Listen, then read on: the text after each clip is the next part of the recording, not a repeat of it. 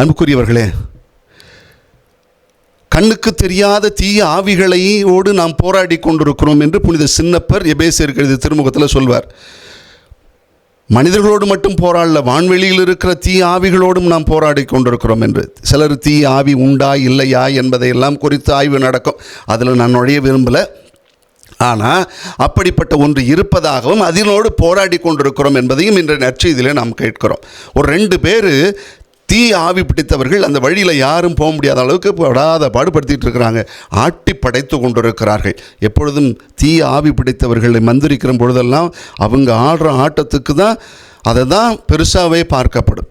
இப்படி இன்றைய உலகத்தில் மனிதன் நிம்மதியாக நிறைவாக வாழ விடாத அளவுக்கு ஒரு 5 நவீன பேய்கள் ஆட்டி கொண்டிருக்கிறதாக நான் படித்திருக்கிறேன். அந்த நவீன பேய்களை குறித்து ஒரு சில நேரங்களில் சொல்லணும்னு ஆசை இருந்துச்சு. அதாவது 1, ஒப்பீடு மற்றும் பேராசை. அது என்ன சொல்கிறாங்க, கம்பேரிசன் அண்ட் கிரீடு அப்படின்னு சொல்லி.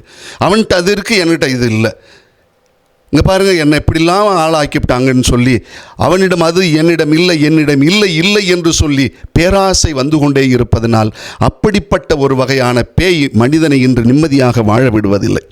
2வதாக திரை, மேலும் சமூக ஊடகங்கள், டிஜிட்டல் அடிக்ஷன்னு சொல்கிறாங்க. டிஜிட்டல் அடிக்ஷன்னா இன்றைக்கி அது ரொம்ப அதிகமாக இருக்குது. ஏன் எதற்கு என்பதெல்லாம் கேள்விகள் கிடையாது. இன்ற உலகத்தில் இளைஞர்கள் பெரிதாக சாதிக்க முடியாமல் போவதற்கு அடிப்படை காரணம் இது ஒன்று, மறந்துடவே கூடாது. ஏன்னா அப்பெல்லாம் மனிதர்களோடு பேசி கொண்டிருந்தார்கள், நன்றாக உறவு வளர்ந்து கொண்டிருந்தது. ஆனால் இன்று கருவிகளோடு மனிதன் பேசி கொண்டிருப்பதனால் உறவுகள் வளர்வதில்லை. இப்படிப்பட்ட டிஜிட்டல் அடிக்ஷன் இன்னைக்கு அது ஒரு பேயாக மனிதனின் நிம்மதியை கெடுத்து கொண்டிருக்கிறது. 3வதாக கோபம் மற்றும் வன்மம், அதாவது ஆங்கர் அண்ட் ரிவெஞ்ச் எடுக்கிறது.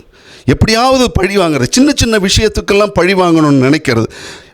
ஒருத்தருக்கு ஒருத்தர் கோப உணர்ச்சி கொண்டு பழிவாங்குதலில் ஈடுபட்டு கொலையில் வந்து முடிக்கிற அளவுக்கு இன்றைக்கி பேய் நம் மனசுக்குள்ளே பூந்து நவீன பேய் ஆட்டி படைத்து கொண்டிருக்கிறது. அடுத்தது 4வதாக என்ன சொல்கிறார்கள், கவலை மற்றும் பயம் என்று சொல்கிறார்கள். Anxiety and fear. இன்றைக்கி நேற்றைய குறித்த கவலையும் நாளைய குறித்த பயமும் இன்று மனிதனை ஆட்டி படைத்து கொண்டிருக்கிறது. அதுவே அதனுடைய ஆட்டத்துக்கு நம்மளால் தாங்க முடியல அப்படிங்கிற ஒரு நிலைமை வந்திருக்கு. அதனால் இத்தகைய நவீன பேயும் ஒன்று நம் மனிதன் நிம்மதியை கெடுத்து கொண்டிருக்கிறது. 5வதாக சொல்வார்கள் சுயநலம் மற்றும் பொறாமை பேய் என்று, ஈகோயிசம். அதாவது நான், எனது, எனக்கு என்கிற அந்த குறுகிய மனநிலையே கொண்டு வந்து மற்றவர்களை எல்லாம் கடத்தி விட்டு ஒதுக்கி விட்டுட்டு தன்னுடைய நிலைப்பாடு என்கிற வரும்பொழுது சுயம் என்கிற பேய் மனிதனை ஆட்டி படைத்து கொண்டிருக்கிறது. இப்படி நவீன பேய்கள் எல்லாம் இன்று நம்மை ஆட்டி படைத்து கொண்டிருக்கிறது. இதிலிருந்து நம்ம வெளில வர்றது எப்படி வர முடியும்? இயேசு கிறிஸ்து ஒருவரை நாம் முன்னிறுத்தும் பொழுது தான் அந்த பேயிலிருந்துலாம் வெளில வரலாம்.